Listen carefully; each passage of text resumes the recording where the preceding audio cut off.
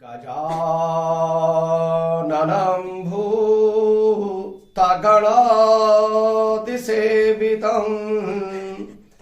कपित्यजम्बूफलचारुभक्षणम् उमासुतमसो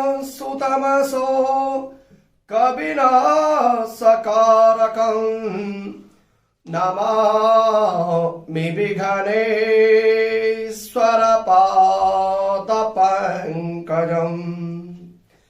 नमस्कार मित्रों, मैं आचार्य गोपाल दत्त सती अपने श्री बद्रीनाथ ज्योतिष केंद्र में आपका स्वागत करता हूं। मित्रों, आज मैं आपको बताऊंगा शकट चौथ के बारे में, जो संकष्टी चतुर्थी व्रत जो मित्रों जो चौथ होती है वह प्रत्येक मास में दो आती हैं। एक आती है शुक्ल पक्ष की और एक आती है कृष्ण पक्ष की। जो शुक्ल पक्ष की चतुर्थी होती है उसको बोलते हैं विनायकी चतुर्थी, और जो कृष्ण पक्ष में जो चतुर्थी होती है उसको बोलते हैं संकष्टी चतुर्थी। लेकिन जो माघ मास की कृष्ण पक्ष की जो चतुर्थी होती है वह विशेष महत्व की होती है। इस संकष्टी चतुर्थी के नाम से इसको जाना जाता है। कोई सकट चौथ, कोई तिलकुटी चतुर्थी, अनेक नामों से इस चतुर्थी व्रत को जाना जाता है। इस वर्ष अभी जो संकष्टी का जो व्रत होगा वो कल 31 जनवरी 2021 दिन एक रविवार को होगा। उस दिन जो चतुर्थी लगेगी वो रात्रि में 8 बजे से लग रही है, और चंद्रमा को जो उदय होगा वह 8:30 बजे का होगा। और अगले दिन 1 फरवरी को जो चतुर्थी है वह 6 बजे समाप्त हो जाएगी शाम को। इसलिए चंद्रमा को अर्घ्य देने के लिए उस दिन चतुर्थी उपलब्ध नहीं है। इसी कारण से चतुर्थी का जो व्रत है वह 31 जनवरी 2021 दिन रविवार को मनाया जाएगा, क्योंकि चंद्रमा जो चतुर्थी का जो व्रत होता है उसमें चंद्रमा को अर्घ्य देने का विशेष महत्व है, और उसी तिथि के हिसाब से इस व्रत को मनाया जाता है। रात्रि को महिलाएं, जो हमारी माताएं बहनें जो चतुर्थी का व्रत रखती हैं वह क्योंकि चंद्रमा को अर्घ्य देने के बाद अपने व्रत का उद्यापन करती हैं। इस व्रत को तिलकुटी चतुर्थी, सकटा चौथ, तिलकुट चौथ, अनेक नामों से लोग जानते हैं। संकष्टी का मतलब होता है कि कष्ट को हरण करने वाली चतुर्थी। यह व्रत भगवान गणेश को प्रसन्न करने के लिए किया जाता है। हमारी जो माताएं बहनें अपने संतान की मंगल कामनाओं के लिए, उनकी दीर्घायु के लिए इस व्रत को करती हैं। और इस व्रत को कई लोग निर्जला व्रत भी करते हैं, निर्जला के रूप में करते हैं। भगवान श्री गणेश का, विनायक का पूजन होता है। भगवान गणेश की पूजा के साथ में इस व्रत का प्रारंभ होता है। संकष्टी देवी की कथाएं लोग श्रवण करते हैं, और उसके साथ साथ में जो रात्रि में जो चंद्रमा का अर्घ्य दिया जाता है, मैं आपको थोड़ी उसकी विधि बतलाता हूं।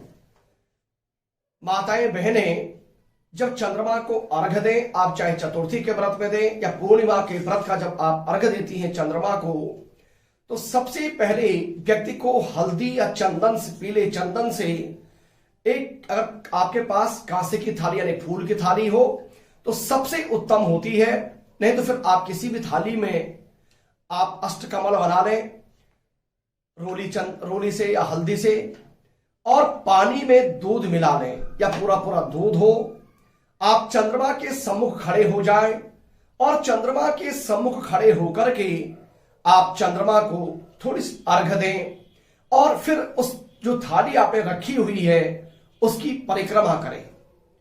एक बार परिक्रमा करें, फिर अर्घ्य दें, फिर दोबारा परिक्रमा करें, फिर अर्घ्य दें। इस प्रकार से 7 परिक्रमा करनी चाहिए। और 7वें बार में जो आपके पास दूध जल आदि है वह पूरा का पूरा भगवान को अर्पण करना चाहिए। जो हम अर्घ देते हैं वो इतनी सावधानी के साथ दें कि जब आप उसका अर्घ दें ऊपर से नीचे तो वह उसके जो छींटे हैं वो आपके पांव तक ना आए। इस प्रकार का ध्यान रखें। चंद्रमा का पूजन करें। भगवान गणेश जी की पूजा करने के लिए मैं आपको बताता हूं कि आप वैसे नॉर्मली जैसे पूजा होती है उसी प्रकार से करें। एक किसी चौकी में आसन, पीला लाल आसन लगा करके भगवान गणेश जी को स्थापित करके और उन पर भगवान गणेश जी का पूजन, उनको स्नान कराएं, उनको पंचामृत का स्नान, उसके बाद फिर शुद्ध जल का स्नान, वस्त्र आदि से टीक, रोली, चंदन आदि करें। भगवान को भोग लगावें। भगवान को मोदक का, लड्डू का भोग प्रिय है और इस चतुर्थी के दिन में तिल के लड्डू आदि का भी लोग, मूंगफली आदि का लोग भोग लगाते हैं। वो भी आप जैसे आपकी परंपरा है, हर जगह की अपनी अपनी परंपराएं होती हैं मित्रों, उसी हिसाब से आप भी भगवान गणेश का पूजन करें।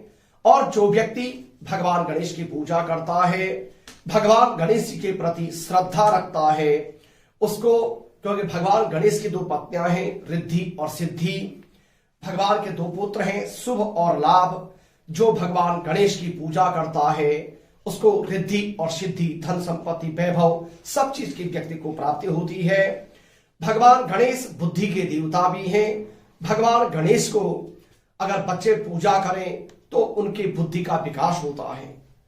साथ साथ भगवान गणेश को दुर्वा सबसे प्रिय है, तो भगवान गणेश को आप दुर्वा चढ़ाएं।